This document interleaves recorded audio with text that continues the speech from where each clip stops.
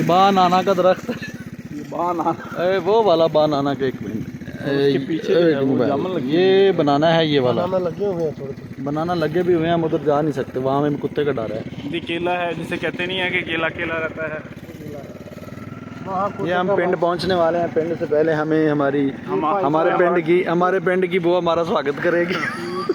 Tube well ہمیں مل گیا تھا جو جس میں ہم نے آنا تھا. رش کی وجہ سے نہا نہیں سکا ہمارے بندے. پاس کنڈا مار کا صابن تھی اور ہم پنڈا ننگا نہیں کر سکتے تھے پبلک پلیس پہ. ہم اینٹی سوشل ہیں، سوشل کو استعمال نہیں کرتے.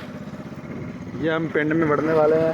یہ بہت پرانی اور قدیم باغ ہیں، یہاں پہ بہت اچھا ٹول ہوا کرتا تھا اس والے. یہ ٹول ہے لیکن چلتا چلتا کو نہیں ہے. ہم ختم کرتا یہ دیکھیں جی، یہ روڑی ہے، روڑی مین. سارے پنڈ کے گندے پیمپر، یہ وہ سارا کچھ یہاں پہ آتا جو جہان کا گند ادھر آتا ہے. یہ آگے بڑی بڑی ہے، کام آنے والی یہ چیز. پنڈ میں، یہ پنڈ کے انٹرسٹ ہے. اکیلا یوں. یار بڑی بڑی یہ لکڑی ہے جلانے کے لیے. یہ بندہ ہے ہمارے پنڈ کا.